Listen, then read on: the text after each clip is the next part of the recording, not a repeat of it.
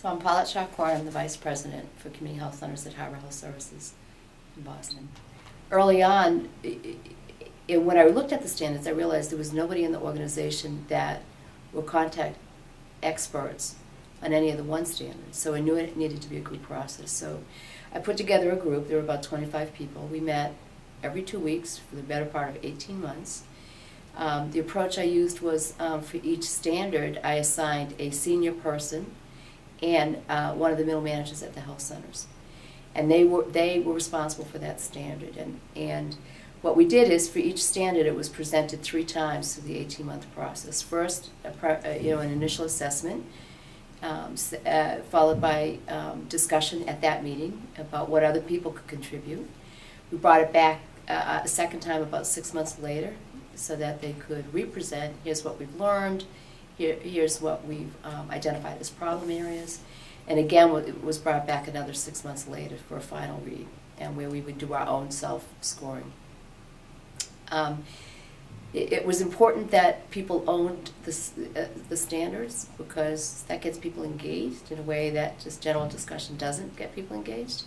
And so the process worked for us. People, it accomplished a couple things for me. This is at a time when the health centers were working pretty independently, and I purposely teamed people up from across sites. So they got to know other people in the sites, which was helpful. And I purposely assigned people to standards in areas where they were probably less comfortable. So for example, one of the executive, at the time, the executive director, who was a nurse, I did not assign her the first standard on access. I assigned it to an executive director who was not a nurse, because it forced him to get involved and to understand some of the processes at a different level. That has served us well as we've actually gone into practice transformation. People are better informed about our daily practice, where there's variation, what we need to improve. I was assigned to what was then Standard 8, which is essentially the performance measurement and improvement standard. And the senior manager who was in that team with me was Dr. Bob Hawk, who is our chief medical officer. And he's also the supervisor of our QI department. So mostly, actually, in the case of this particular standard, I did most of the day-to-day work. That is, looking at the standard and saying, here are the documentation that we need, and I would bring all those materials to him and we would review it together before we presented to the larger team.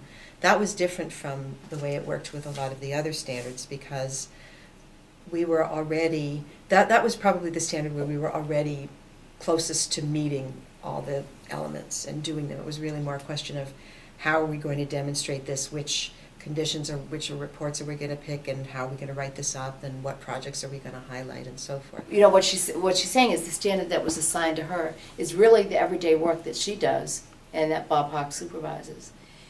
In the other standards, that was not necessarily true.